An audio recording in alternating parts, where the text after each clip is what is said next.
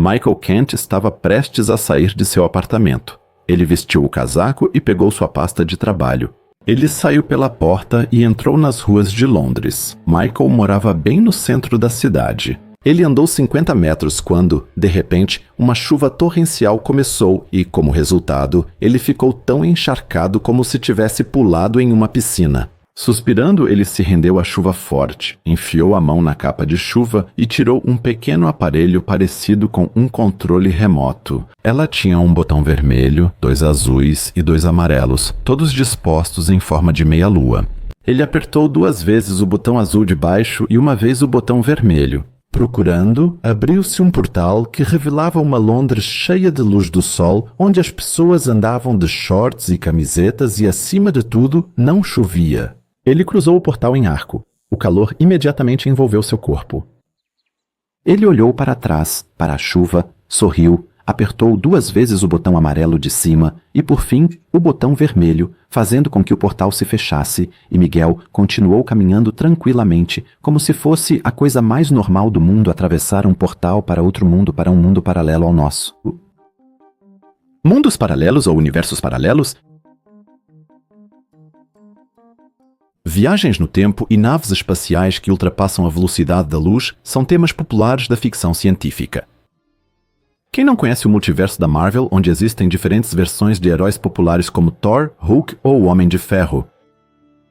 Quem não conhece a série de televisão um pouco mais antiga, Sliders, onde um grupo de pessoas fica preso em uma dimensão paralela e procura pelo seu mundo original? Parece tão simples pular para outro mundo, para um universo espelho ou paralelo ao nosso. Para um mundo onde algumas coisas mudam, mas muitas permanecem as mesmas. No entanto, universos paralelos não são apenas tema de ficção científica. A física também vem lidando com mundos paralelos ao nosso já há algumas décadas. Algumas interpretações da física quântica prevêem mundos espelhados ao nosso. Mas como algo assim poderia funcionar? O que a mecânica quântica nos diz? Vamos dar uma olhada rápida no universo para que vocês saibam com o que estamos lidando. Vamos dar uma olhada rápida no universo para entender o que significaria ter um cosmos paralelo ao nosso. Depois abordaremos a interpretação de Copenhague da mecânica quântica e discutiremos suas diferentes interpretações. O que diz o famoso físico Hugh Everett com seus muitos mundos, o que Andy Nemo diz com seu multiverso e o que André Linde diz com sua inflação caótica. Este vídeo é a parte 4 da série Limites do Universo. Na continuação abordaremos espaço-tempo, hipersuperfícies e teorias fascinantes sobre o Big Bang. E agora, vamos partir e saltar por portais para outros universos.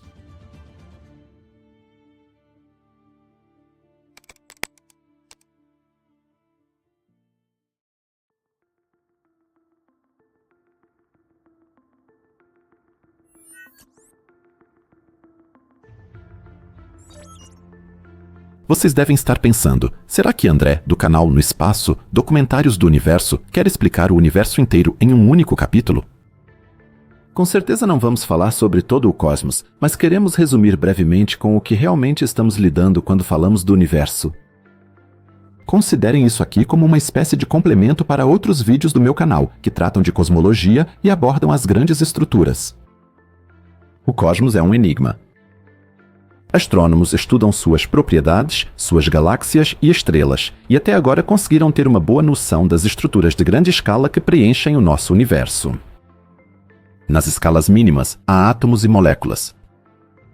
Estes formam, em número imensurável, estrelas que, em seu interior, sob alta pressão e temperaturas extremas, fundem átomos de hidrogênio ou outros elementos. A fusão estelar produz elementos pesados como oxigênio, carbono e silício, que são dispersos pela galáxia através de supernovas e podem formar planetas terrestres em gerações estelares posteriores. Sistemas estelares são componentes minúsculos de galáxias como a Via Láctea ou Andrômeda.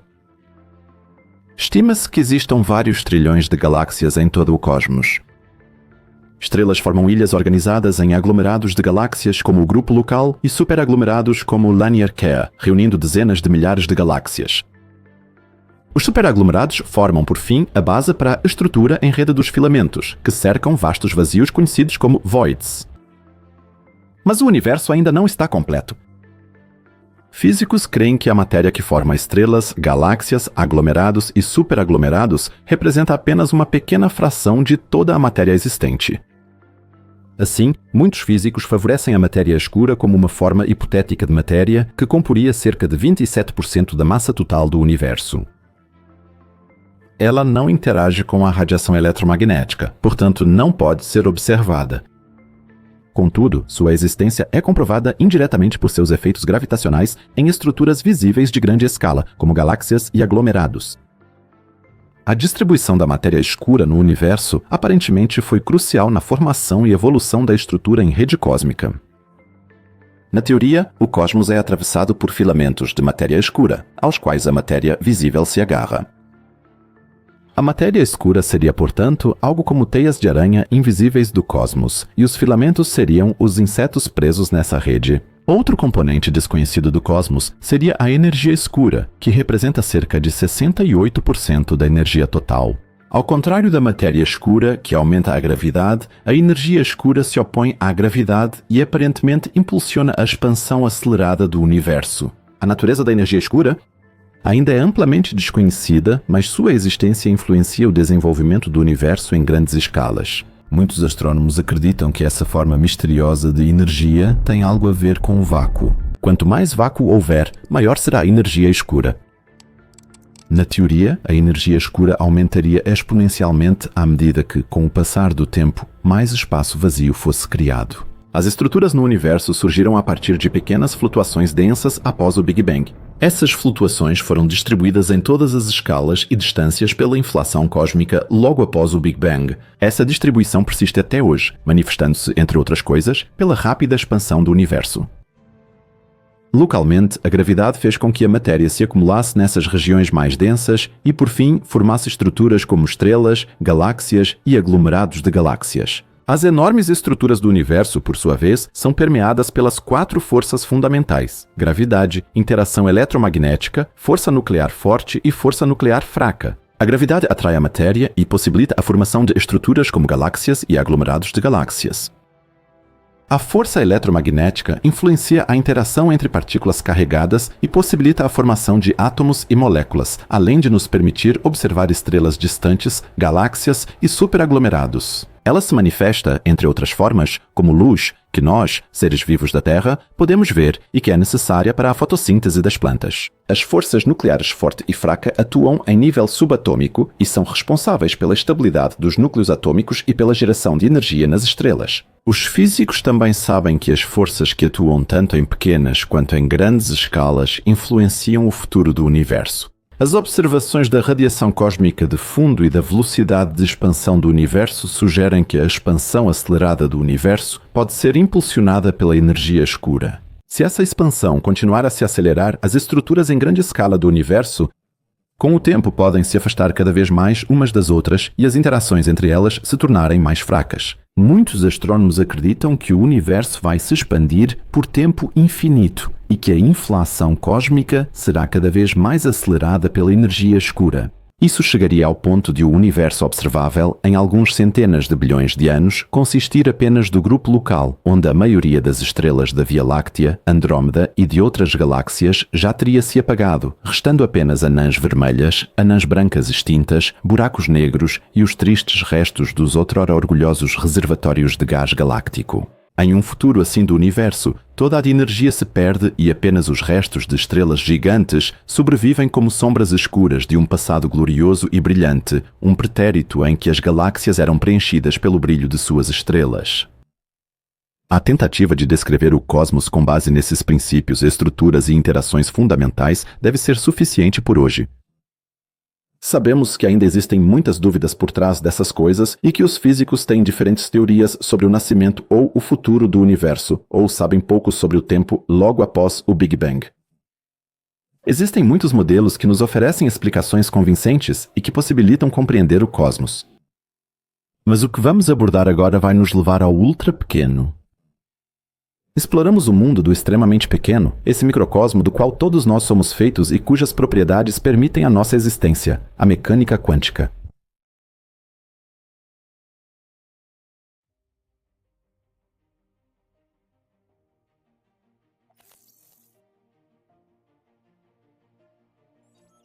Quero ser honesto com vocês. Pensei muito sobre como me aprofundar nesse tema e como apresentá-lo para vocês. Decidi simplificar ao máximo a mecânica quântica e tratar apenas dos conceitos básicos. Vocês todos sabem que o mundo visível é composto por átomos, os blocos fundamentais da matéria. Eles são formados por um núcleo que contém prótons e nêutrons, além de elétrons que orbitam o núcleo em determinados níveis de energia. Os prótons têm carga positiva, os nêutrons são eletricamente neutros e os elétrons têm carga negativa. O número de prótons no núcleo determina o elemento químico ao qual o átomo pertence, enquanto o número de nêutrons e elétrons influencia seus isótopos e íons. Pelo menos é isso que se aprende na física escolar. Eu decidi explicar para vocês a estrutura do mundo de forma ainda mais detalhada. O tema é muito complexo e muitas das propriedades assumidas da mecânica quântica precisam ser simplesmente aceitas como são. Os físicos dividem as partículas em duas categorias gerais, férmions e bósons. Os férmions formam a matéria e podem ser divididos nos chamados quarks e leptons. Prótons e nêutrons são formados pelos chamados quarks up e down, e elétrons são leptons. Não precisamos saber mais nada sobre os férmions. As coisas ficam muito mais complicadas quando se trata dos bósons. O outro grupo do zoológico de partículas transmite as forças fundamentais e é responsável pelas interações entre as partículas. Isso inclui os fótons, que são ao mesmo tempo ondas e partículas e atuam como mediadores da força eletromagnética. Eles são responsáveis pela luz e pelas diferentes regiões do espectro eletromagnético.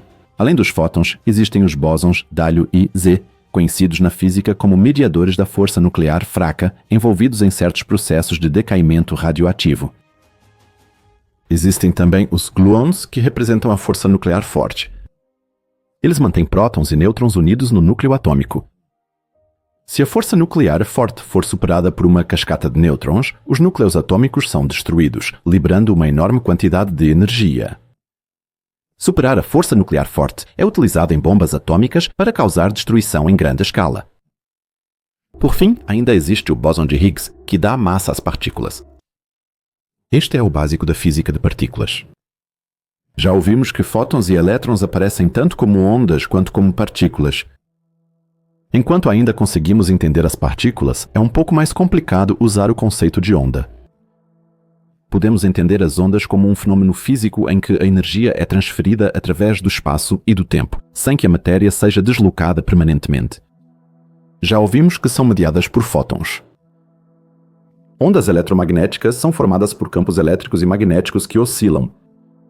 Elas se propagam em planos perpendiculares enquanto transferem energia e não precisam de um meio para se mover. Exemplos de ondas eletromagnéticas são luz, ondas de rádio, micro-ondas, radiação infravermelha, radiação ultravioleta, raio-x e radiação gama. O mesmo acontece com os elétrons, que conhecemos como partículas, mas que, se tentarmos localizá-los pela física quântica, se comportam mais como ondas. O experimento da dupla fenda explica bem o comportamento ondulatório dos elétrons. Neste experimento, elétrons são disparados individualmente por duas fendas estreitas em direção a um detector. Em vez de dois padrões separados, correspondentes às duas fendas, surge um padrão de interferência no detector. Imagine o seguinte, caro espectador. Você joga duas pedras em um lago. Cada pedra gera ondas que se propagam do ponto de impacto. Quando as ondas das duas pedras se encontram, surge um padrão de áreas claras e escuras. As áreas claras são pontos onde as ondas se reforçam porque seus picos se somam. As áreas escuras são pontos onde as ondas se enfraquecem ou se anulam porque os picos de uma onda compensam os vales da outra onda. Esse padrão é típico de ondas que se sobrepõem e se reforçam ou se enfraquecem. No experimento da dupla fenda, surge um padrão de interferência semelhante quando as ondas que passam pelos dois fendas se sobrepõem. Neste caso, você vê faixas claras e escuras no detector em vez de áreas na superfície da água. As faixas claras aparecem quando as ondas se reforçam e as faixas escuras aparecem quando as ondas se anulam. Esse padrão mostra que os elétrons têm propriedades de onda, embora normalmente sejam considerados partículas. Também poderíamos realizar o experimento da dupla fenda com fótons. Quando a luz incide sobre duas fendas estreitas, as ondas de luz se espalham atrás das fendas e se sobrepõem. Em alguns pontos, as ondas se somam e criam áreas mais claras, enquanto em outros pontos, elas se cancelam e formam áreas mais escuras. O padrão de interferência resultante consiste em faixas claras e escuras, que podem ser vistas em um detector ou em uma tela. Os físicos também se referem a isso como a função de onda das partículas. Mas e quanto ao estado das partículas antes da medição? Na mecânica quântica, elétrons e fótons podem estar em vários estados ao mesmo tempo antes de serem medidos. Isso é denominado superposição quântica de partículas. Assim que uma medição é feita, a superposição colapsa e assume um estado específico. A superposição também contribui para fenômenos como o emaranhamento quântico e o efeito túnel, que não serão explicados aqui detalhadamente por falta de espaço. Elétrons e fótons podem se comportar como partículas e como ondas, caracterizando o dualismo onda-partícula na física. Aqui, aliás, utilizamos a interpretação de Copenhague da mecânica quântica, que foi formulada na década de 1920 pelos físicos Niels Bohr e Werner Heisenberg. Ela é chamada assim porque os mecanismos fundamentais, como o dualismo onda-partícula, a superposição e o colapso da função de onda, foram desenvolvidos no Instituto Niels Bohr em Copenhague. De modo geral, os dois cientistas tentaram explicar o comportamento aparentemente paradoxal das partículas quânticas. Além das propriedades mencionadas até agora, a interpretação de Copenhague também nos diz que certas propriedades das partículas quânticas, como sua posição e velocidade, não podem ser medidas com precisão ao mesmo tempo. Esse princípio está intimamente relacionado ao princípio da incerteza de Heisenberg, que afirma que existem limites fundamentais para a precisão com que certas propriedades quânticas interligadas podem ser medidas. A interpretação de Copenhague destaca o papel do observador na medição de partículas quânticas. A função de onda provê apenas probabilidades e colapsa na medição, tornando o observador crucial na mecânica quântica. Curiosamente, Albert Einstein não era um adepto da interpretação de Copenhague. A não localidade dos elétrons lhe causava muita dor de cabeça. Ele disse: "A ideia de que um elétron exposto a um feixe escolhe livremente o momento e a direção em que quer saltar me é insuportável. Nesse caso, eu preferiria ser sapateiro ou até mesmo funcionário de um cassino do que físico." A interpretação de Copenhague é bastante difundida e permitiu muitas previsões bem-sucedidas, mas também é alvo de críticas e debates. Alguns críticos argumentam que essa interpretação da mecânica quântica é incompleta ou insuficiente, pois não resolve completamente o paradoxo da superposição e do colapso da função de onda. Então, vivemos em um mundo cheio de contradições em suas menores escalas, ou existe algo mais por trás da mecânica quântica do que Niels Bohr e Werner Heisenberg imaginavam? Então, é hora de nos debruçarmos sobre a interpretação de muitos mundos da mecânica quântica.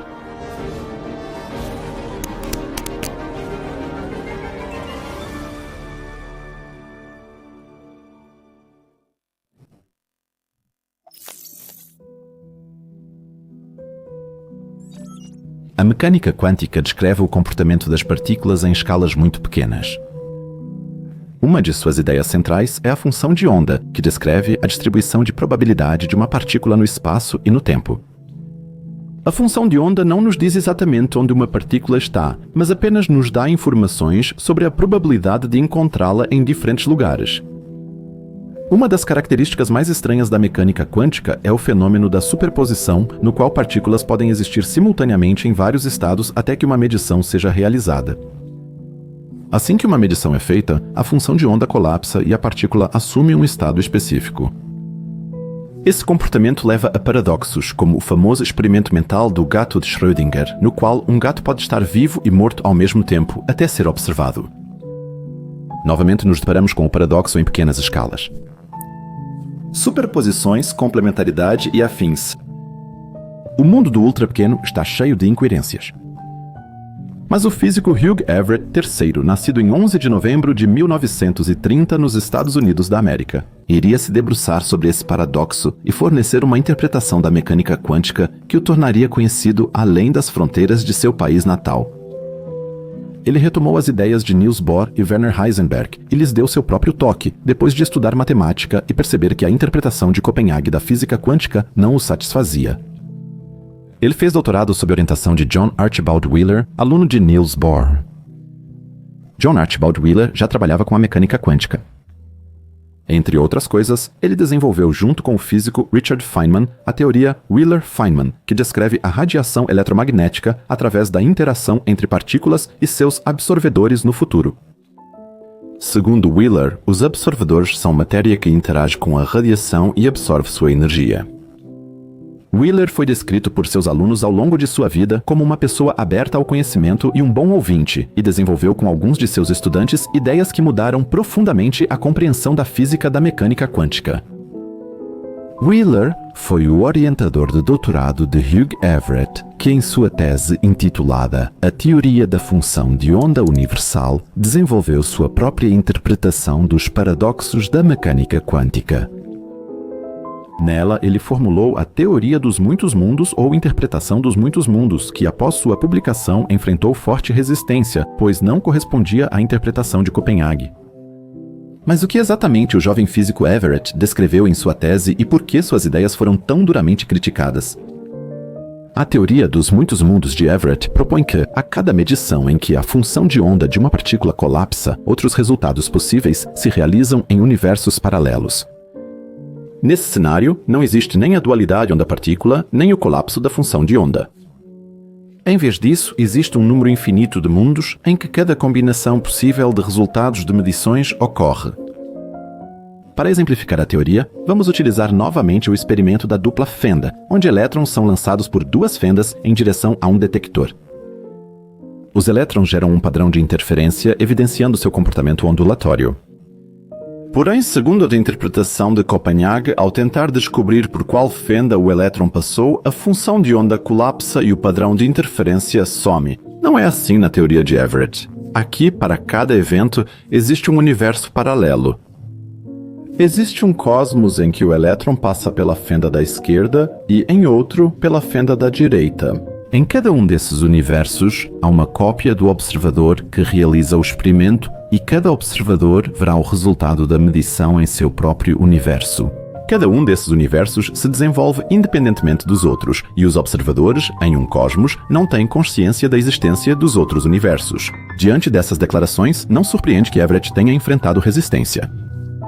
A interpretação de muitos mundos tem implicações filosóficas e científicas de grande alcance, implicações. Ela afirma que o nosso universo é apenas um entre muitos em uma variedade de cosmos paralelos, nos quais toda combinação possível de eventos acontece. E, de acordo com Everett, como existem cosmos que se desenvolvem independentemente do nosso, o experimento não ocorre em todos os universos no momento em que é realizado aqui.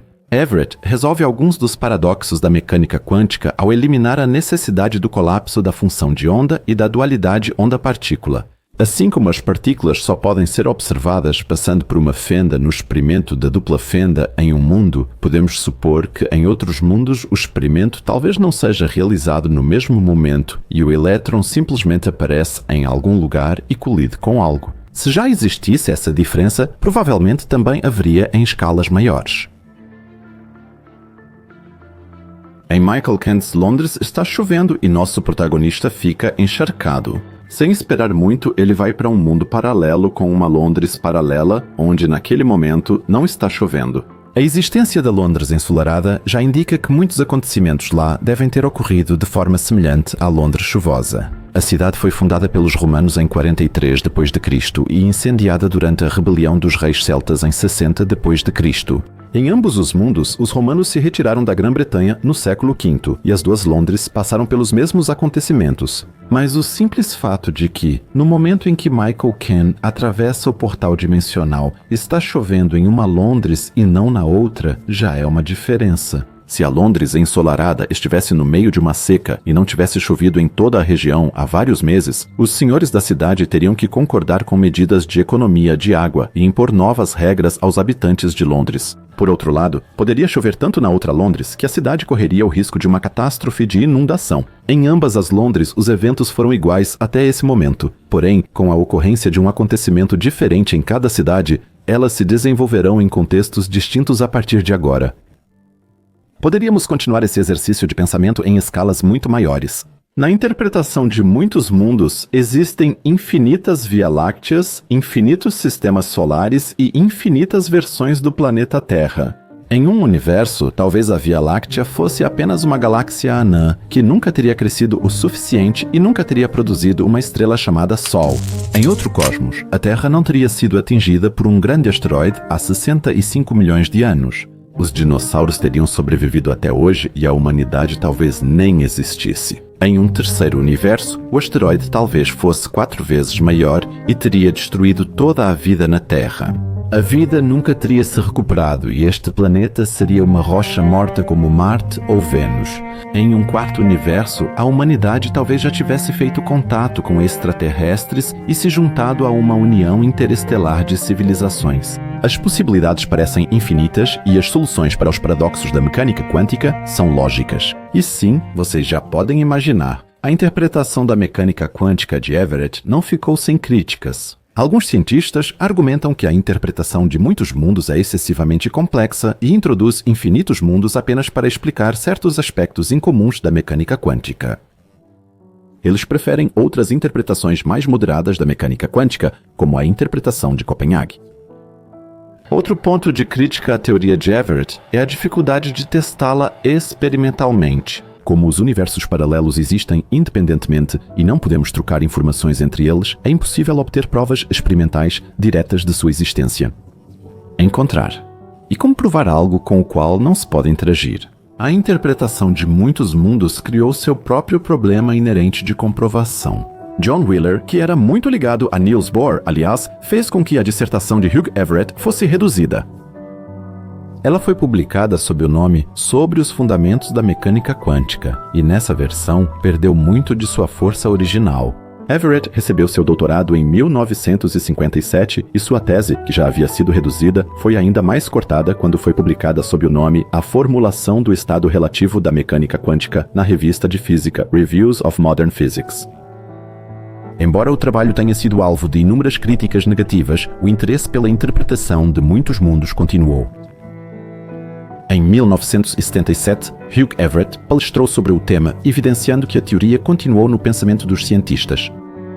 Talvez devido à rejeição que enfrentou, ou talvez pela perspectiva de melhores oportunidades de carreira fora da universidade, Hugh Everett se afastou da física e começou a trabalhar para o Departamento de Defesa dos Estados Unidos já em 1956.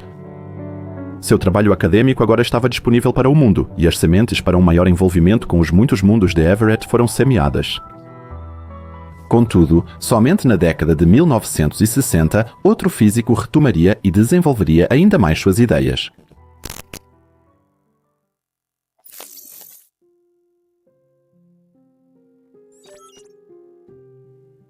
A ideia de um número infinito de mundos paralelos foi lançada ao mundo e, até hoje, é usada na cultura popular como um instrumento narrativo popular para histórias de ficção científica e histórias em quadrinhos.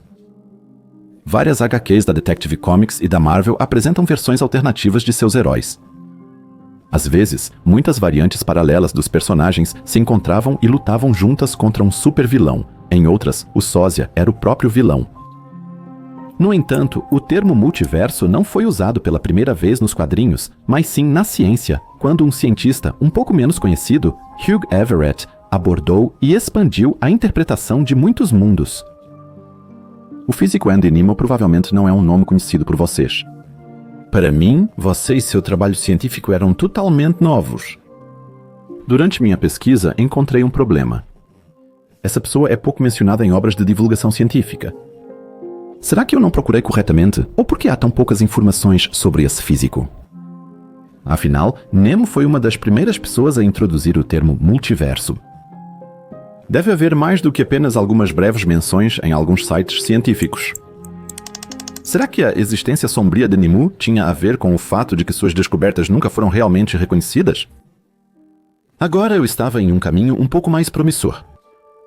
Junto com vocês, quero agora analisar por que as ideias do físico não conseguiram se firmar e o quanto a teoria dele difere da concepção moderna de um multiverso.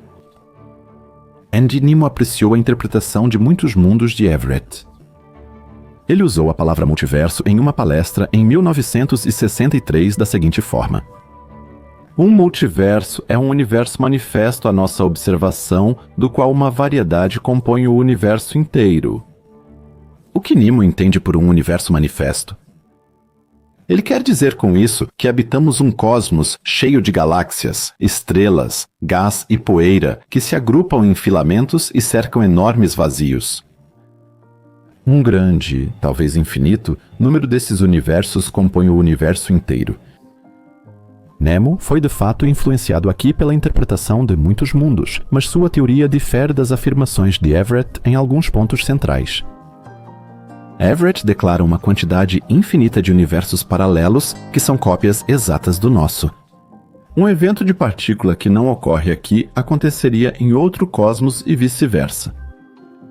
Nemo, no entanto, não entende outros universos como cópias, mas sim como entidades independentes que existem em um universo total.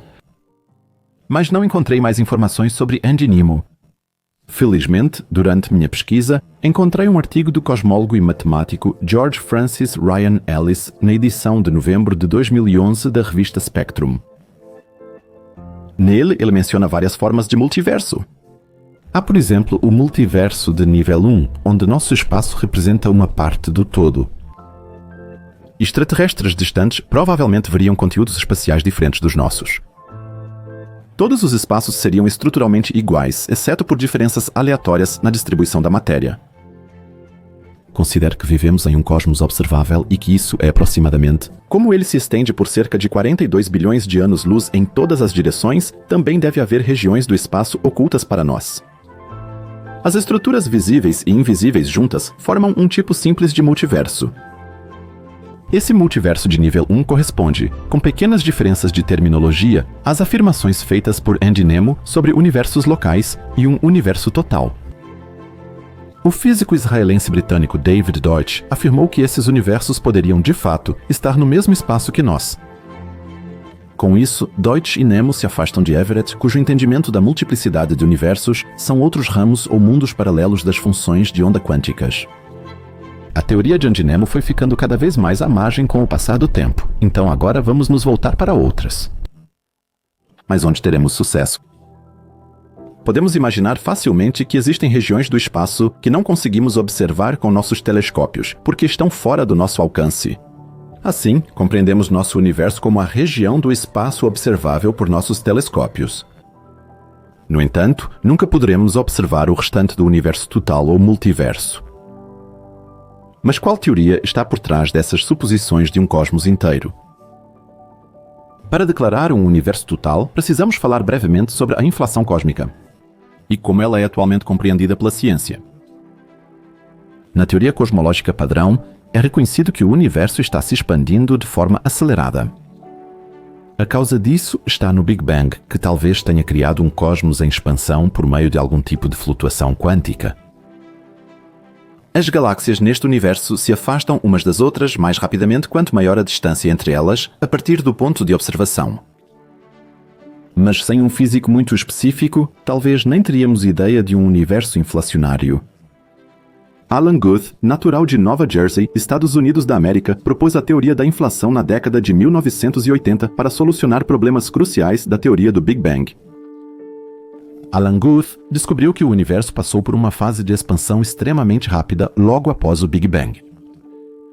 Segundo pesquisas, muitos cientistas creem que, após uma curta fase de expansão, houve uma desaceleração do processo. Essa desaceleração durou alguns bilhões de anos, seguida pela expansão acelerada que vivenciamos até hoje. No entanto, muitos cientistas viam um problema na inflação. Por que ela deveria ocorrer somente uma vez? Será que não poderia haver uma variedade de eventos de inflação? É aqui que entra o físico russo-americano Andrei Linde. Ele se baseou nas ideias de Guth e desenvolveu a teoria da inflação caótica.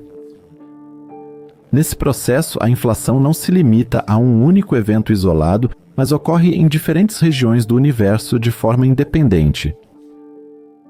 A teoria da inflação caótica lidava com os estados de energia do vácuo.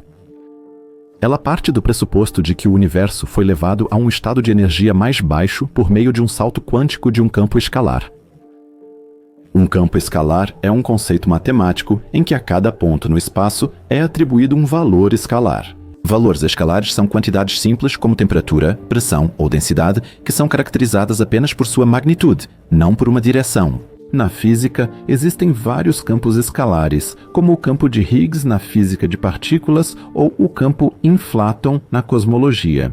Precisamos do campo inflaton, pois ele descreve um tipo especial de campo escalar e está preenchido com partículas que possuem certas propriedades e um nível de energia muito alto. Essas partículas dão ao espaço a ordem de se expandir, e foi isso que ele fez. O cosmos aparentemente se expandiu com uma velocidade exponencial logo após o Big Bang.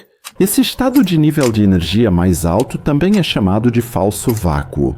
Podemos identificar isso como a força motriz para a rápida expansão do universo durante a primeira fase de inflação. Contudo, a rápida expansão inicial alterou a densidade e estrutura do falso vácuo. A densidade de energia diminuiu e o universo passou para um estado de energia mais baixo, o verdadeiro vácuo. Em outras palavras, as propriedades do espaço foram ajustadas de forma diferente e deram ao universo a ordem de expandir mais devagar. Durante essa transição, foi liberada a energia que levou à formação de matéria e estruturas no universo. O falso vácuo aparentemente existiu apenas por uma fração de segundo, mas na teoria de Linde é responsável pela criação da matéria e da energia. Os físicos, aliás, chamam isso de metastabilidade do falso vácuo. Ele parece estável por um certo tempo, mas eventualmente se transforma no verdadeiro vácuo. E agora vem o ponto principal.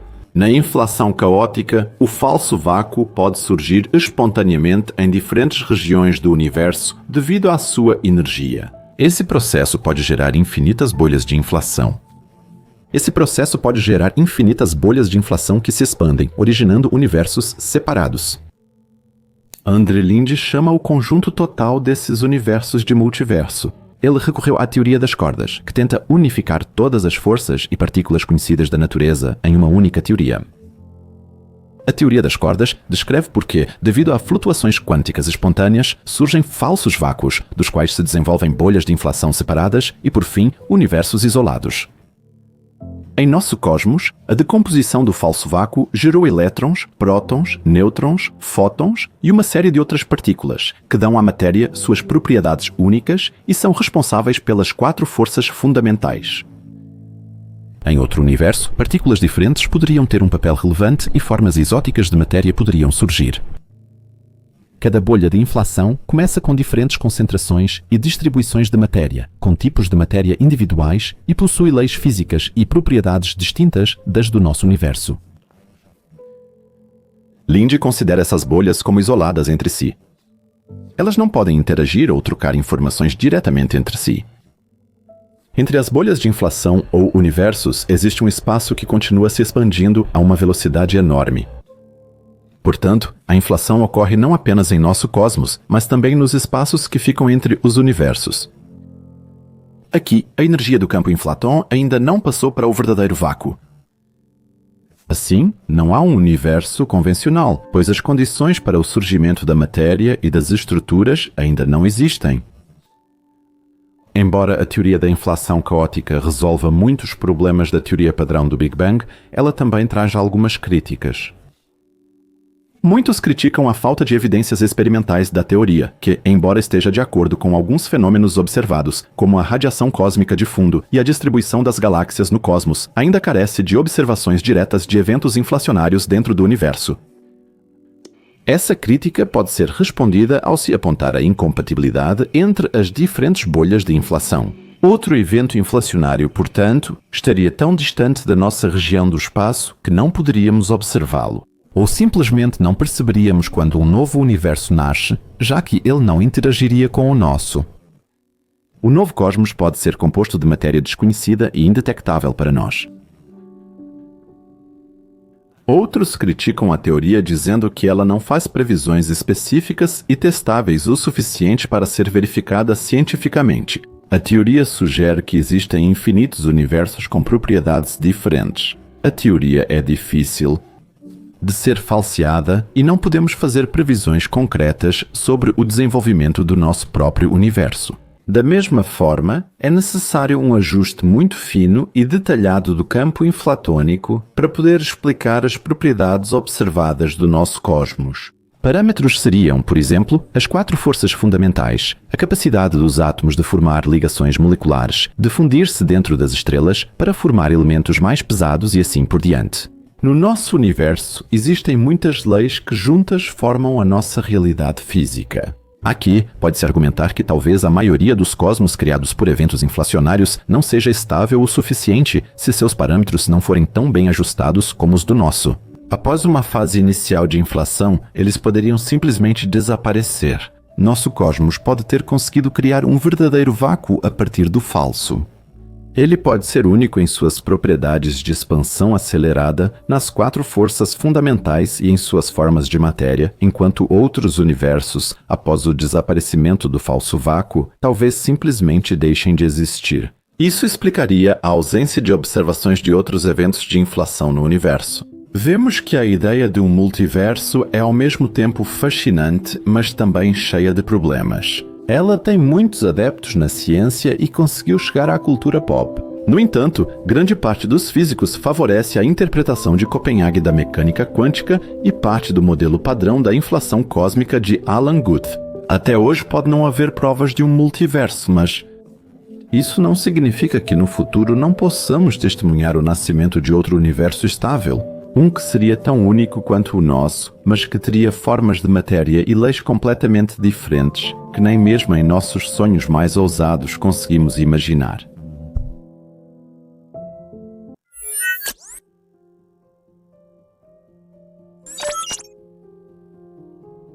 Na primeira parte desta série documental, em 2 partes, exploramos a mecânica quântica e os princípios fundamentais da física e analisamos como eles podem impactar nossas ideias sobre o universo e possíveis multiversos. Aprendemos que podem existir mundos paralelos ao nosso, mas com os quais não poderíamos interagir de forma alguma. A ausência de interação significa também que não podemos comprovar sua existência. E assim, ficamos aqui sem saber se existe outro cosmos além do nosso. Mas ainda não vamos desistir. Além da mecânica quântica, existe outra teoria que se tornou muito popular na física e com a qual queremos lidar aqui hoje, a teoria das cordas. O que é a teoria das cordas e o que ela nos diz sobre universos paralelos? A teoria das cordas representa um desvio da concepção tradicional dos componentes fundamentais do universo. Na interpretação de Copenhague da mecânica quântica, esses blocos fundamentais são considerados partículas pontuais, partículas elementares que não possuem extensão ou estrutura.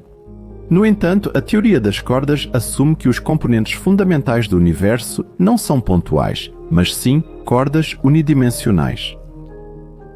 Essas cordas, que você pode imaginar como minúsculos homenzinhos elásticos, são capazes de vibrar em diferentes modos, de forma semelhante às vibrações de uma corda de guitarra. Cada modo de vibração corresponde a uma partícula elementar distinta. Uma corda que vibra de uma determinada maneira se manifesta, por exemplo, como um elétron, enquanto uma corda vibrando de outra forma aparece como um quark. Essa reinvenção dos blocos fundamentais do universo é uma das inovações mais fundamentais da teoria das cordas. Além desses fios unidimensionais e suas vibrações, existe outro elemento que diferencia a teoria das cordas da mecânica quântica: sua inclusão natural da gravidade. Na mecânica quântica tradicional, há dificuldades consideráveis para integrar a gravidade ao esquema das outras forças. Na teoria da relatividade geral, a teoria da gravidade de Einstein, essa força é o resultado da curvatura do espaço-tempo causada pela massa e energia. Os físicos costumam atribuir a causa da gravidade a uma partícula elementar hipotética denominada graviton. Gravitons são os quanta da gravidade, assim como fótons são os quanta do eletromagnetismo. Eles transmitem a interação gravitacional entre massas. O graviton ainda é hipotético, pois apesar de intensos esforços experimentais em aceleradores de partículas, ainda não foi detectado. As propriedades do graviton são determinadas por seu papel na teoria quântica de campos. Segundo a teoria, ele deve ser sem massa, como o fóton, que transmite a força eletromagnética. Sua ausência de massa permite prever que a força gravitacional tem um alcance ilimitado e que os gravitons viajam à velocidade da luz. A detecção de gravitons seria uma confirmação significativa para a teoria quântica da gravidade e representaria um verdadeiro avanço para a astronomia de ondas gravitacionais. Retornando à teoria das cordas, nela a gravidade é realizada por cordas que vibram no modo de vibração de um graviton. Na teoria das cordas, cientistas evitam buscar por uma partícula específica, pois os gravitons seriam inerentes às cordas. A gravidade, junto com as outras forças fundamentais da natureza, seria apenas uma outra forma de tornar mensurável na realidade a vibração das cordas. Os físicos veem na teoria das cordas uma solução elegante para o problema da gravidade quântica. A teoria das cordas, porém, vai além da nossa realidade. Embora no dia a dia percebamos apenas 3 dimensões espaciais e uma temporal, totalizando 4, a teoria das cordas requer mais dimensões. Em algumas versões, até 10 dimensões espaço-temporais. Essas dimensões adicionais não são perceptíveis para nós no dia a dia, pois podem estar comprimidas em escalas extremamente pequenas ou porque nossa percepção está limitada ao nosso mundo quadridimensional. No próximo capítulo, analisaremos em mais detalhes o conceito de dimensões adicionais. Vamos nos aprofundar na teoria das cordas.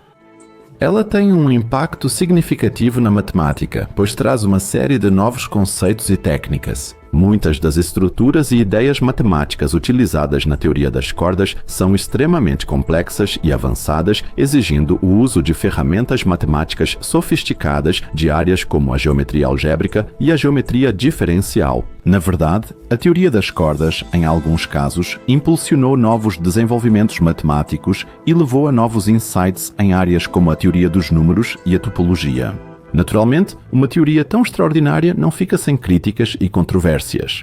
Um dos principais problemas apontados pelos críticos é que a teoria das cordas, até agora, não fez previsões concretas e verificáveis, como fizeram a mecânica quântica ou a teoria da relatividade geral. As escalas de energia nas quais as cordas deveriam existir estão muito além do alcance dos nossos aceleradores de partículas e máquinas experimentais atuais. Portanto, até agora não existem provas experimentais diretas da existência das cordas ou das previsões da teoria das cordas. Essa falta de comprovação levou alguns críticos a considerar a teoria das cordas como um empreendimento puramente matemático e não físico. Muitos físicos e matemáticos esperam que a teoria das cordas possa, em última análise, levar ao desenvolvimento de uma teoria de tudo, uma única estrutura teórica coerente capaz de explicar todos os fenômenos físicos do universo. As dimensões extras na teoria das cordas mereceriam um vídeo próprio, mas quero apenas observar aqui que dimensões paralelas, em algumas concepções, são sinônimas de universos paralelos. Estamos falando aqui de dimensões superiores, ou seja, modos da realidade física que vão muito além do nosso entendimento de um mundo quadridimensional e que nós, como seres tridimensionais, não conseguimos compreender. Mas essas dimensões superiores também trazem consigo o conceito teórico de níveis mais elevados do nosso universo, como a teoria M e o multiverso de Branagh.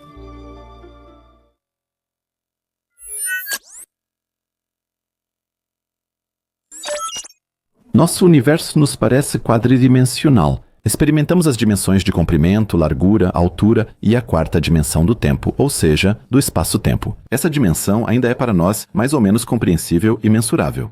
Mas assim que começamos a falar de uma quinta, sexta ou até sétima dimensão, nossa imaginação falha. Mesmo os matemáticos e físicos mais inteligentes precisam recorrer à matemática aqui, pois dimensões superiores simplesmente não podem ser compreendidas. Com certeza, em algum momento, um teórico das cordas teve a ideia de transferir o conceito de multiverso para a teoria das cordas. Disso, desenvolveu-se a teoria M.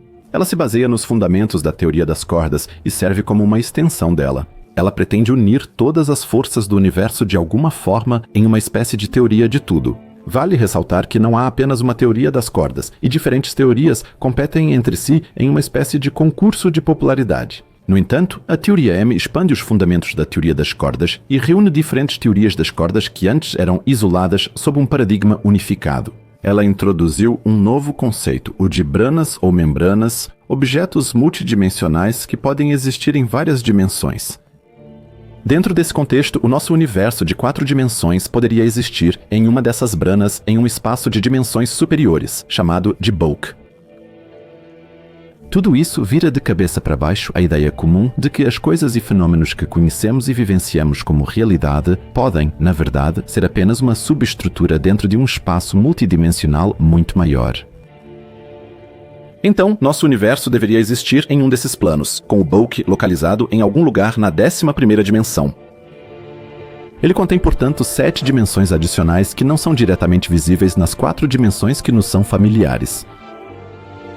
Nosso universo existe dentro desse bulk. Alguns teóricos das cordas acreditam até que a gravidade, uma das 4 forças fundamentais da natureza, pode ser mais forte no bulk e se espalhar por todas as 11 dimensões. Isso explicaria por que a gravidade, em comparação com as outras forças fundamentais, a forte, a fraca e a eletromagnética, parece tão fraca.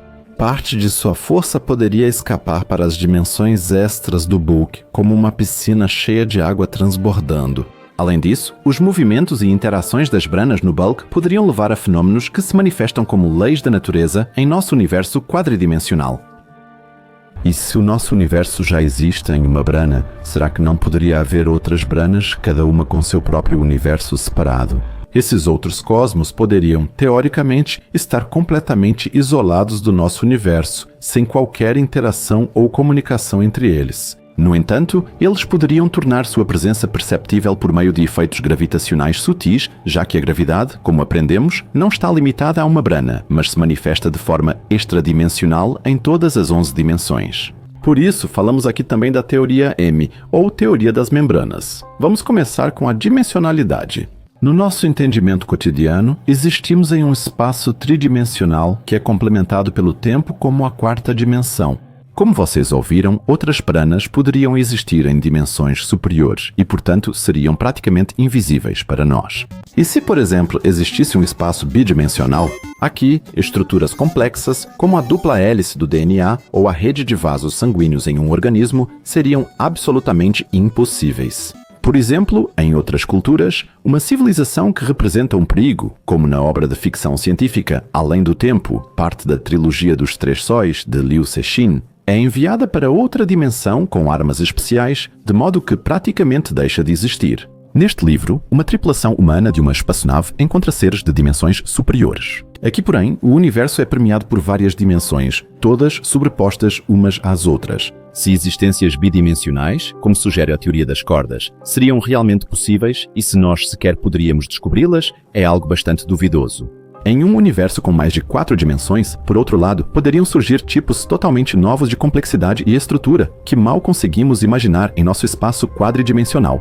Moléculas poderiam interagir de maneiras que seriam impossíveis em um espaço tridimensional, e estruturas complexas poderiam usar dimensões adicionais para cooperar de formas que são impensáveis em nosso universo. Seres vivos seriam muito mais eficientes lá se usassem espaços multidimensionais para sua sobrevivência. Imagine só um cérebro que pode acessar várias dimensões. Esses seres vivos teriam que ser intelectualmente muito superiores a nós. Mais sobre o bulk, dimensões superiores e como podemos imaginá-las, você verá no próximo capítulo. A própria natureza da matéria também poderia variar bastante. No contexto universal, a matéria como conhecemos é uma manifestação de certos campos quânticos, campos para elétrons, quarks e assim por diante, que geram partículas com propriedades específicas ou então certas vibrações de cordas que possibilitam a geração, existência e nossa percepção da realidade. Mas será que em outro universo poderiam existir campos totalmente exóticos? Em vez de elétrons e quarks, poderiam existir lá partículas exóticas com propriedades muito diferentes. As partículas poderiam ter uma carga diferente, um spin diferente ou uma massa diferente, ou até mesmo apresentar novas propriedades quânticas que são totalmente desconhecidas para nós. Tais diferenças poderiam originar formas totalmente distintas de matéria e energia. Assim, a física também poderia ser muito diferente. Em nosso universo existem 4 forças fundamentais. Mas e se em outro universo houvesse uma 5ª força? Poderia haver outras forças da natureza além da gravidade, da força eletromagnética, da interação fraca e da interação forte. Partículas elementares totalmente exóticas poderiam existir. E como as cordas de um universo exótico não seriam compatíveis com as do nosso universo, nós praticamente não perceberíamos a existência de tal cosmos. Só poderíamos vê-lo se ele fosse estruturado como o nosso.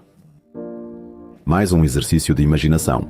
E se as forças em outro universo fossem equilibradas de forma diferente, de modo que, por exemplo, a força eletromagnética fosse muito mais fraca do que a gravidade? Isso poderia levar a um universo onde a formação de estrelas e galáxias não seria possível, ou onde a matéria se organizaria de maneiras totalmente inesperadas. Mas ao imaginar um universo sem estrelas, falha. Nosso cérebro, como a matéria se organizaria se a força eletromagnética fosse mais forte?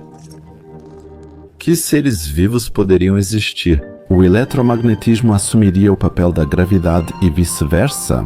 Nunca poderíamos imaginar o que se desenvolveria em um universo assim. Mas, por enquanto, vamos continuar falando sobre a gravidade. Na maioria dos modelos da teoria das cordas e da teoria M, a gravidade pode penetrar no bulk, ou seja, ela escapa dele como a água de um aquário ou piscina com vazamento. Isso poderia explicar por que a gravidade parece tão fraca em comparação com as outras forças fundamentais. Também poderia ser a única maneira pela qual poderíamos perceber a existência de outros prana-universos.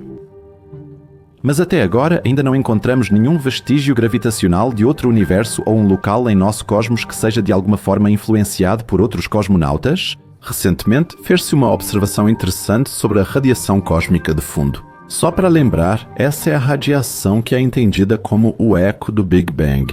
Ela preenche todo o universo e surgiu centenas de milhares de anos após o Big Bang, quando a matéria e a radiação se separaram. Ela representa as flutuações de densidade do universo primitivo. Nessa radiação cósmica de fundo, descobriu-se que aglomerados inteiros de galáxias parecem se mover em alta velocidade em uma única direção, e essa direção não pode ser explicada por nenhuma estrutura de massa conhecida no universo, nem por aglomerados de galáxias ou grandes estruturas como Laniakea, nosso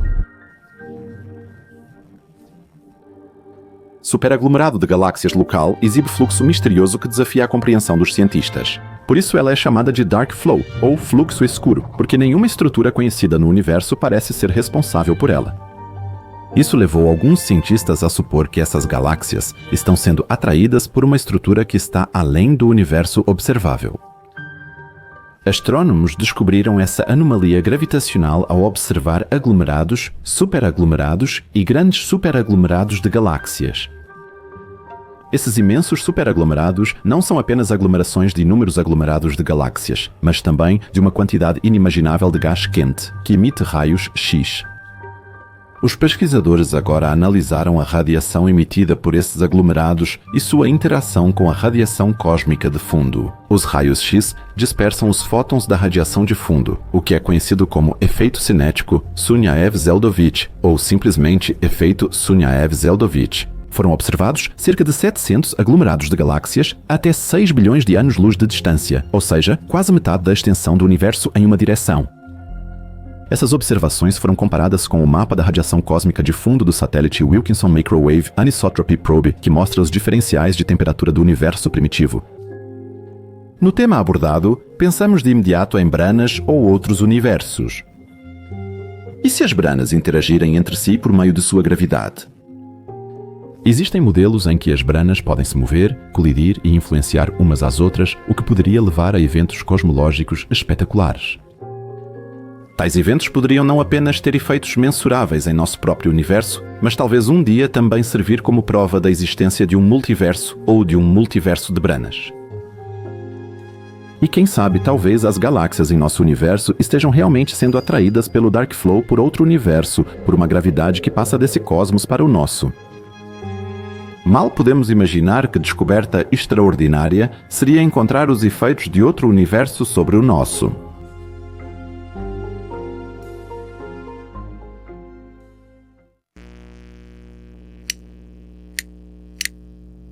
Ouvimos dizer que o termo bulk é usado na física teórica para se referir aos espaços de dimensões superiores, como proposto na teoria M. Ele é usado quando mais do que as 3 dimensões espaciais e a dimensão do tempo são relevantes. O bulk é um conceito fascinante que parece ficção científica. Um espaço que está acima ou entre o nosso, que não pode ser observado por nós e está completamente fora do nosso alcance. Por isso nos perguntamos, como podemos imaginar o bulk e o que é, afinal, a 11ª dimensão? Para isso, primeiro esclareceremos o real significado do termo dimensão. Na matemática e na física, a noção de dimensão é fundamental para compreendermos o universo. Podemos entender uma dimensão como um grau de liberdade em um espaço matemático. Em nossa experiência cotidiana e compreensão do mundo físico, referimos-nos a 3 dimensões que representam os aspectos espaciais da realidade: altura, largura e profundidade. Cada dimensão representa um eixo que possibilita movimento e mudança. Elas fornecem uma estrutura para descrever a posição e o movimento dos objetos. Um ponto nesse espaço tridimensional pode ser representado por um conjunto de 3 números ou coordenadas, cada um correspondendo à posição do ponto ao longo de uma dimensão. Contudo, nosso mundo não se limita à terceira dimensão. A ideia de uma 4ª dimensão nos leva além do espaço e inclui o tempo. Essa dimensão do tempo não é uma dimensão física no mesmo sentido das dimensões espaciais, mas representa os processos e mudanças em nosso mundo.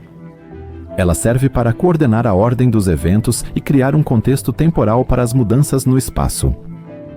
Essa concepção do tempo como dimensão é muito comum na física, especialmente nas teorias da relatividade especial e geral. Assim, o espaço-tempo é uma construção quadridimensional, onde espaço e tempo estão interligados de uma maneira que desafia nossa compreensão diária. Nesse contexto, os eventos não são pontos isolados no espaço ou no tempo, mas ocorrem em uma estrutura entrelaçada. Portanto, massas maiores afetam o fluxo temporal. Se tivéssemos 2 relógios, um na Terra e outro na Lua, e estivéssemos fora desse sistema, poderíamos medir que o tempo no nosso planeta azul passa mais devagar do que no satélite da Terra. No entanto, essas diferenças são muito pequenas. Por outro lado, se enviássemos um relógio para perto de um buraco negro, medíssemos o tempo lá e o trouxéssemos de volta. Mais uma vez, como observadores externos, descobriríamos que o tempo perto do buraco negro praticamente para e os ponteiros do relógio mal se moveram. Se estivéssemos nós mesmos perto do buraco negro e de alguma forma mágica sobrevivêssemos à imensa gravidade, não perceberíamos nenhuma desaceleração do tempo. Em vez disso, o tempo fora do buraco negro teria passado muito mais rápido para nós. Aliás, experimentaríamos o mesmo efeito se observássemos uma nave espacial viajando à velocidade da luz. Enquanto para nós, na Terra, apenas 4 ou 5 anos se passariam se a nave, por exemplo, viajasse até a próxima estrela, Próxima Centauri, a tripulação da nave teria experimentado apenas 1 ou 2 anos de tempo a bordo. Para eles, a viagem teria sido mais curta, pois altas velocidades encurtam o espaço. Grandes massas ou altas velocidades desaceleram o fluxo do tempo. Essa é uma das descobertas mais paradoxais da física dos últimos 100 anos. Mas voltando às dimensões, o conceito de dimensões superiores é muito abstrato. Uma maneira de visualizar isso é imaginar uma dimensão extra como uma espécie de grau adicional de liberdade. Começamos imaginando uma folha de papel bidimensional. Se adicionarmos uma 3ª dimensão, isso pode significar que dobramos, enrolamos ou manipulamos a folha de alguma forma que nos permita ir além da superfície plana e bidimensional. Se agora aplicarmos mais uma dimensão ao nosso modelo, a compreensão se torna cada vez mais abstrata. Se adicionarmos uma 5ª dimensão, lembrando que a 4ª dimensão é a dimensão do tempo, a folha poderia assumir uma forma que não veríamos em nosso espaço tridimensional. Talvez possamos imaginar a 5ª dimensão como uma série de folhas dispostas paralelamente umas às outras. Cada folha representa um corte através da 5ª dimensão, assim como um corte em uma maçã mostra um círculo bidimensional em nosso mundo tridimensional. Nesse contexto, poderíamos manipular a folha movendo-a ao longo dessa 5ª dimensão, assim como podemos mover um objeto em nosso mundo cotidiano ao longo dos eixos X, Y e ou Z. O resultado seria uma forma quadridimensional imperceptível para nós. Ou imaginemos que temos uma folha de papel em nossas 4 dimensões conhecidas, composta por inúmeros papéis minúsculos, subatômicos e dobrados na 5ª dimensão.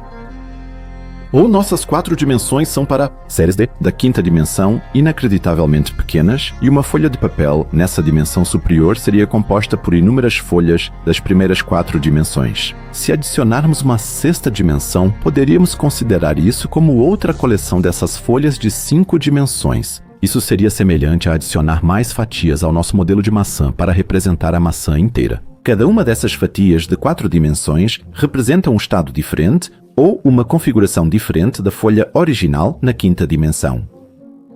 Se dobrássemos a folha na sexta dimensão, provavelmente não perceberíamos a mudança nas dimensões que conhecemos, nem na quinta, pois ocorreria em um espaço extremamente pequeno ou em níveis superiores, sendo praticamente invisível para nós. Assim que adicionamos uma sétima dimensão, tudo fica ainda mais complicado. Aqui, poderíamos imaginar uma série de folhas de 6 dimensões lado a lado, ou uma folha superior composta por todas as folhas de 6 dimensões. Ao dobrar a folha de 7 dimensões, não há alteração perceptível na sexta dimensão. Isso poderia continuar com a oitava, nona, décima e também a 11ª dimensão. No entanto, quero enfatizar aqui que essas ideias são apenas ilustrações que tentam traduzir o conceito de dimensões superiores em termos que possamos compreender em nosso mundo tridimensional. De fato, a natureza das dimensões superiores é um tema matemática e fisicamente muito profundo e complexo. Agora vamos ao espaço bulk de 11 dimensões. Vamos prosseguir com o exemplo da folha. A 11ª dimensão do bulk não nos surpreende e é inexperimentável. Segundo a teoria M, percebemos seus efeitos por meio da gravidade e de colisões, de branas, que geram Big Bangs e impulsionam a expansão cósmica de cada universo. A gravidade é fundamental nos modelos de bulk em 11 dimensões. Frequentemente, é sugerido que a gravidade não está restrita à nossa brana, mas pode se espalhar por todo o espaço bulk. Essa ideia oferece uma possível explicação para o motivo pelo qual a gravidade parece tão fraca em comparação com as outras forças fundamentais. Grande parte de sua força pode acabar se perdendo, por assim dizer, nas dimensões extras do espaço bulk. Isso significaria que a gravidade em nosso universo observável é apenas um eco fraco da verdadeira gravidade do bulk. Mas poderia na 11. Na dimensão também podem existir fenômenos muito exóticos que não ocorrem em nosso espaço-tempo quadridimensional. Um exemplo disso poderiam ser as singularidades de bulk. Essas são regiões do espaço bulk onde as condições físicas são extremas, semelhantes às singularidades que supomos existir no centro dos buracos negros. Essas singularidades de bulk poderiam ser locais de densidade ou energia extremas e poderiam, possivelmente, servir como fontes para a formação de branas. Teoricamente, poderia haver um número infinito de branas, o que, por sua vez, também significaria que o espaço bulk seria infinitamente grande, ou seja, que haveria um número infinito de singularidades de bulk. O bulk de 11 dimensões também poderia ter um papel crucial em fenômenos como ondas gravitacionais e inflação cósmica. Ondas gravitacionais, previstas pela primeira vez por Albert Einstein em sua teoria geral da relatividade, são ondas reais na estrutura do espaço e do tempo, geradas por eventos cósmicos extremos.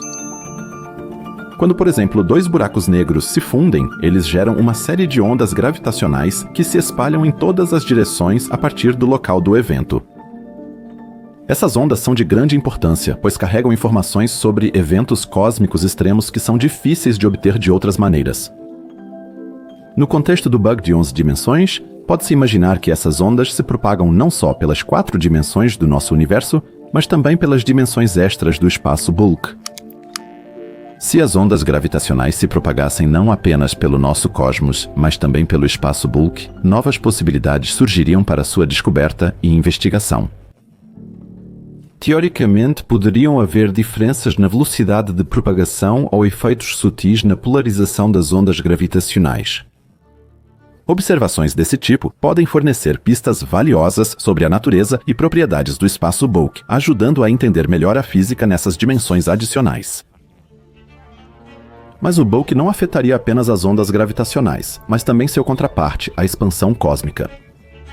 Um dos pilares centrais da cosmologia moderna postula que o nosso universo passou por uma fase de rápida expansão logo após o Big Bang.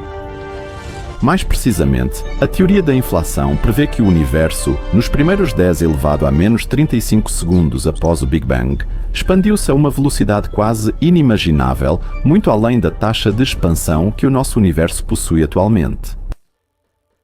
Mas como os astrofísicos chegaram à ideia de uma expansão inicial e rápida? Essa ideia foi criada para solucionar enigmas decorrentes da teoria do Big Bang.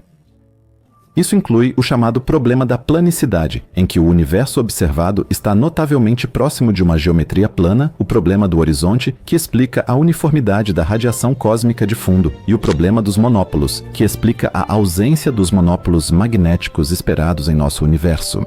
e fica ainda mais interessante ao incluirmos o bulk de 11 dimensões.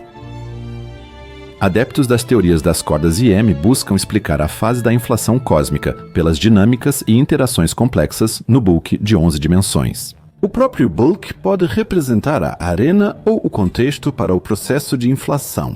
Nesse ambiente de dimensões superiores, o processo de inflação poderia ser desencadeado por interações e movimentos das branas no bulk. O bulk poderia, dessa forma, fornecer um mecanismo para a inflação cósmica, fornecendo energia para essa fase inicial de inflação, que ocorre de forma acelerada. Essa energia poderia ser liberada pelo comportamento dinâmico das branas no bulk, por exemplo, por colisões ou aniquilação de branas. Uma dinâmica assim poderia fornecer a energia para a expansão inicial do universo, desencadeando a fase da inflação cósmica. Esse processo poderia fornecer ao universo primitivo a energia de que ele precisava para se expandir rapidamente e, assim, explicar as propriedades observadas do nosso universo atual. O bulk seria, nesse cenário, a base absoluta para uma possível infinidade de expansões cósmicas que ocorreriam não apenas em nosso universo, mas também em outros cosmos de dimensões superiores e inacessíveis para nós. Mas falarei mais sobre isso depois. Ao irmos além dos Bulk-Chrome de 11 dimensões, chegamos a um conceito fascinante do universo que poderia explicar a existência do Big Bang e da expansão: o multiverso epicrótico.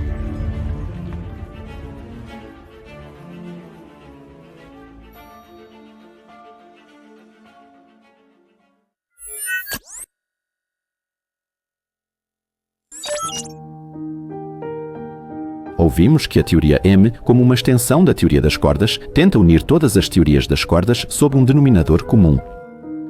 Ela apresentou o conceito de espaços de 11 dimensões e branas, que são uma generalização das cordas em dimensões superiores na teoria das cordas. A teoria M evita a necessidade de buscar uma partícula para a gravidade que pode não existir, como ocorre na mecânica quântica.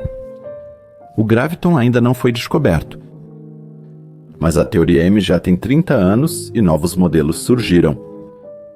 Um deles é o modelo epicrótico do multiverso. Ele considera que nosso cosmos observável resulta de uma colisão entre duas branas em um espaço de dimensões superiores. Em suma, ela apresenta um modelo alternativo ao Big Bang, que agora será analisado detalhadamente.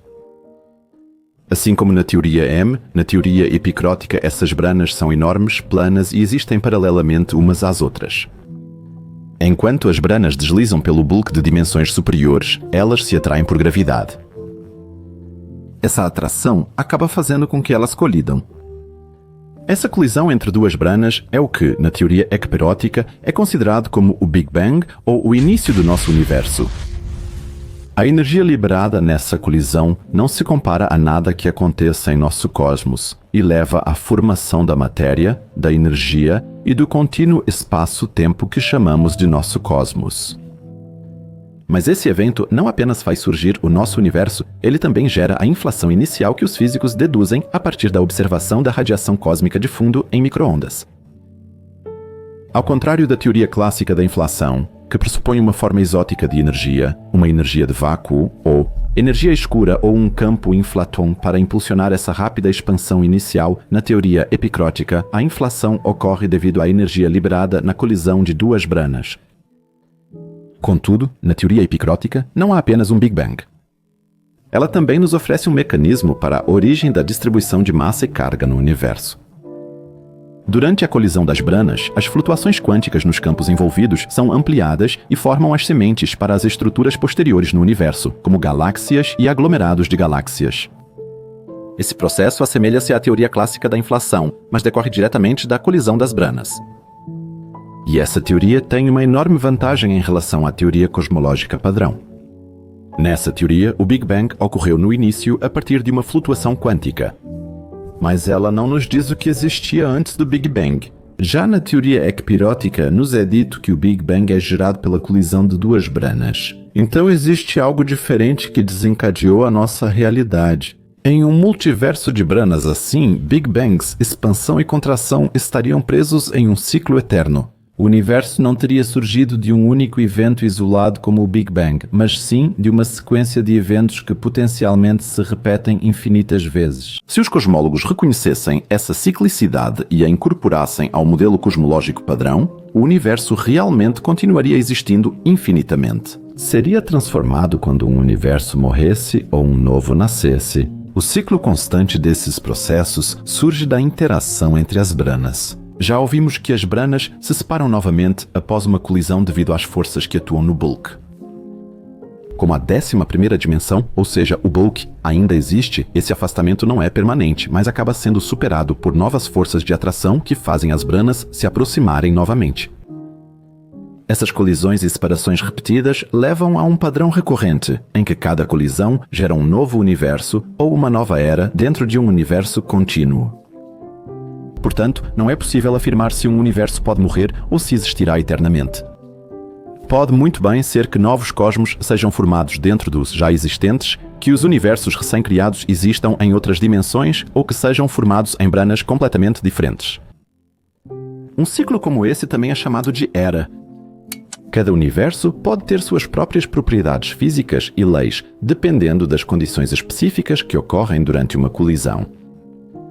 E se imaginarmos o quão vastos são apenas a nossa galáxia, nosso aglomerado local de galáxias ou universo, e que talvez existam outros cosmos com sua própria história, suas próprias leis e suas aparências individuais, então a complexidade de todos os universos existentes em branas, com suas dimensões superiores, é simplesmente impressionante. Mais uma vez, diante da variedade de teorias, nos deparamos com desafios aparentemente intransponíveis. Assim como em outras concepções, aqui também vale o princípio de que modelos extraordinários exigem provas extraordinárias.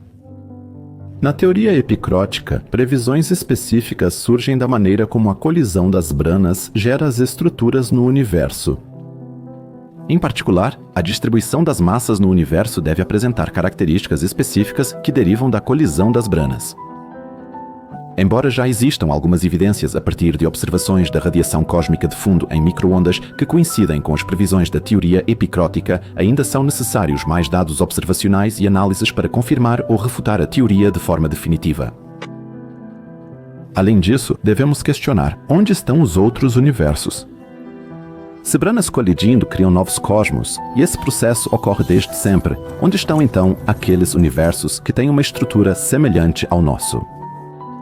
O cosmos é composto por 3 dimensões espaciais e uma dimensão temporal. Esse universo teria as mesmas partículas e forças fundamentais que o nosso? Diante das colisões eternamente recorrentes das membranas, teoricamente deveria haver um número infinito de cosmos semelhantes ao nosso. E como ainda não descobrimos nenhuma interação do nosso cosmos com outro, restam apenas 2 conclusões. Ou não procuramos com precisão suficiente, ou a teoria M ou a teoria epicrótica do universo estão incorretas. E quanto à expansão do universo? Na colisão das branas, é liberada a energia que causa o Big Bang e impulsiona a expansão do universo. Ao imaginarmos essa energia classicamente, nos deparamos com a lei da conservação de energia. Ela é um conceito fundamental na física e afirma que a quantidade total de energia em um sistema isolado permanece constante. A energia não pode ser criada nem destruída, apenas transformada de uma forma para outra. Isso significa que a energia total presente em um sistema no início deve ser igual à energia total ao final de um processo. Quando a energia aparece em um sistema, ela deve ter vindo de outra parte do sistema. Por outro lado, quando a energia desaparece em um sistema, ela deve ter sido transferida para outra parte dele. Esse princípio se aplica a todos os tipos de energia, incluindo energia cinética, que é a energia do movimento, energia potencial, que é a energia armazenada devido à posição ou ao estado de um objeto, energia química, energia elétrica, energia térmica e assim por diante. Se aplicarmos isso à teoria epicrótica, essa energia inicial que impulsiona a expansão do cosmos não deveria, de alguma forma, desacelerar e se dispersar. Considerando um universo em expansão acelerada, quanto mais olhamos para o cosmos, mais rápido ele fica, o que parece estranho. Mas também existe uma solução para isso, uma espécie de versão epicrótica da energia escura, que, no entanto, não podemos imaginar como aquela versão entendida na teoria padrão cosmológica. Na verdade, aqui ela é um elemento interativo e dinâmico de cada universo e de importância crucial quando se trata da expansão de um cosmos. Ela determina a distribuição, tamanho e movimento das galáxias, aglomerados de galáxias e estruturas maiores. Em resumo, é a energia escura que determina a aparência do universo em grandes escalas. Ela atua contra a gravidade e causa a expansão acelerada do cosmos. Essa forma de energia escura é conhecida em nosso universo, mas a versão epicrótica tem ainda mais a oferecer e difere significativamente da concepção tradicional. Ao contrário da energia escura constante ou apenas lentamente variável da cosmologia padrão, ela é vista em um universo Brana como um campo dinâmico e interativo. Esse campo se estende por todo o universo e tem impactos diretos sobre o movimento e a interação das Branas. As Branas são controladas pela energia escura tanto em sua expansão quanto em sua direção de movimento. E assim como na teoria cosmológica padrão, ela interage com outras forças fundamentais de um cosmos. Ela parece ser influenciada pela gravidade. Por isso, a expansão do universo, vários bilhões de anos após o Big Bang, não era tão acelerada quanto hoje em dia, pois toda a matéria estava muito mais próxima e, devido à gravidade, impedia a expansão acelerada. Só quando a expansão superou a gravidade é que a energia escura prevaleceu e ocorreu aquela expansão acelerada que conhecemos hoje. Assim, a energia escura, assim como a gravidade, seria interdimensional e existiria em quase todos os cosmos.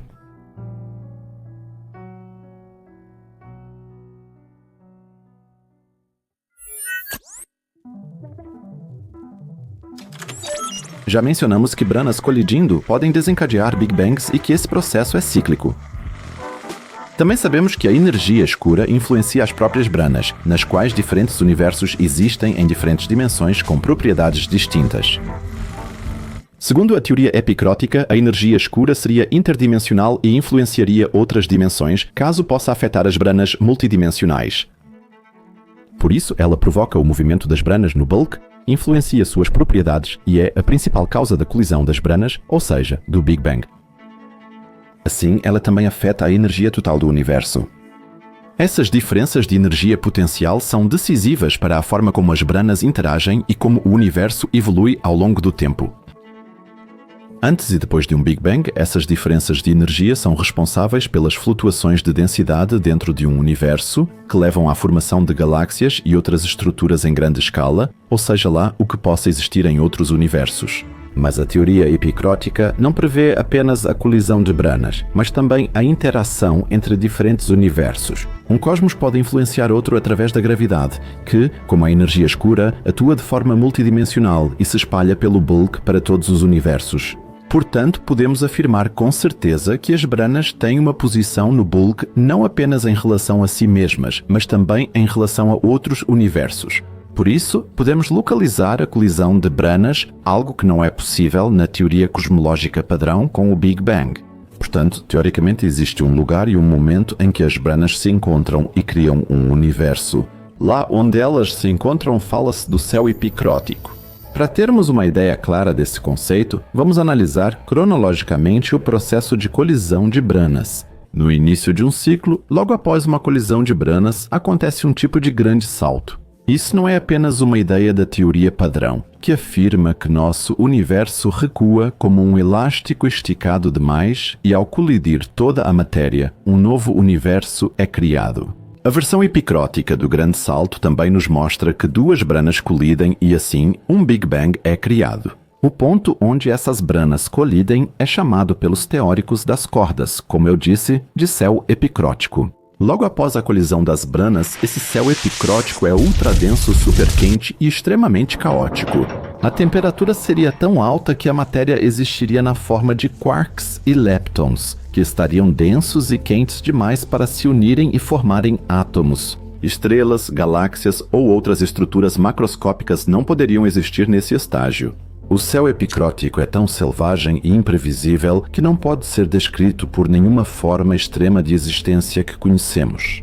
Com o passar do tempo, essa região do universo se acalma e segue-se a era da recombinação. Quarks e leptons começam a se unir para formar prótons e nêutrons. Estes, por sua vez, formam os primeiros átomos. O céu epicrótico ainda seria dominado pela radiação cósmica de fundo, mas as primeiras estrelas e galáxias começariam a brilhar. Foi assim que aconteceu em nosso universo, de acordo com a teoria cosmológica padrão, e é assim que deve ocorrer em todos os universos semelhantes ao nosso, criados pela colisão de duas abranas. No período após a formação das galáxias, o epicrótico céu mostraria uma variedade de estrelas e galáxias brilhantes semelhante ao céu que observamos hoje. A energia escura continuaria a expandir o universo, as galáxias se afastariam cada vez mais umas das outras e o céu se tornaria cada vez mais mudaria. Podemos imaginar essa região como o centro de uma brana ou de um universo, onde a densidade de estrelas, galáxias, gás e poeira é mais alta e onde as condições para a vida, como conhecemos, não existem. Seria um verdadeiro centro de um universo, uma região a partir da qual a densidade da matéria vai diminuindo cada vez mais. Mas, nas últimas décadas, os astrônomos observaram que o nosso universo é estruturado de forma semelhante em quase todos os lugares. Existem, de fato, regiões do cosmos onde há uma concentração maior de galáxias do que em outras áreas. Esse fenômeno está relacionado às flutuações de densidade, que podem ocorrer em um cosmos tanto na teoria padrão quanto na teoria epicrótica. No entanto, um verdadeiro centro, como sugerido por essa teoria, aparentemente não existe e provavelmente nunca será descoberto. E sem um centro, também se desfazem os conteúdos dessa variante da teoria M.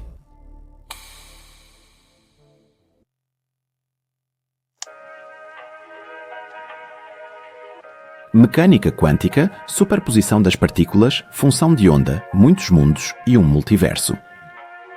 Nesta documentação, fizemos uma jornada desde a interpretação de Copenhague da mecânica quântica até a ideia de um cosmos com um número infinito de universos.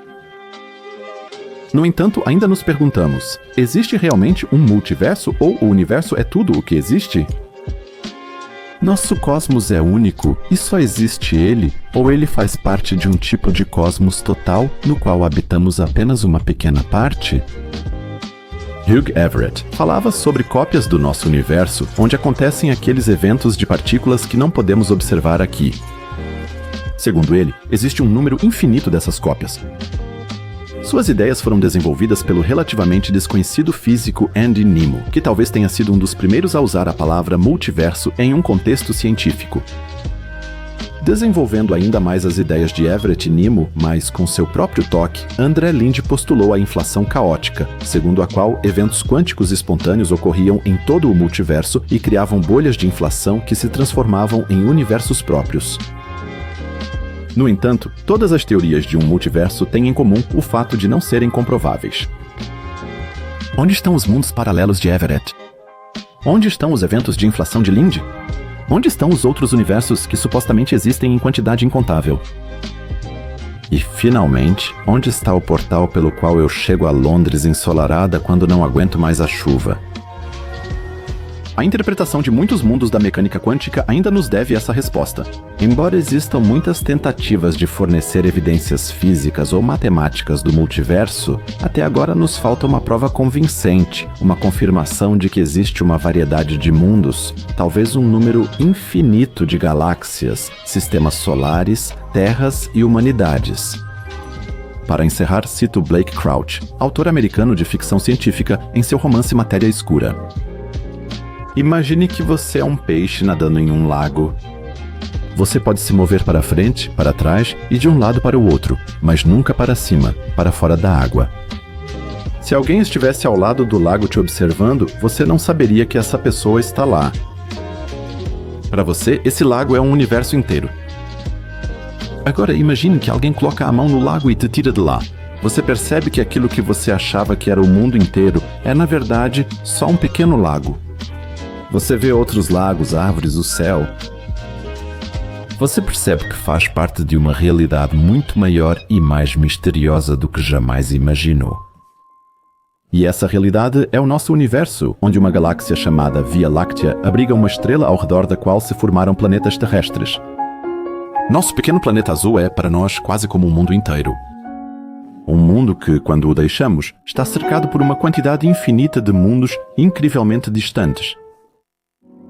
Esse pensamento nos revela a beleza estonteante e a complexidade quase insondável da natureza.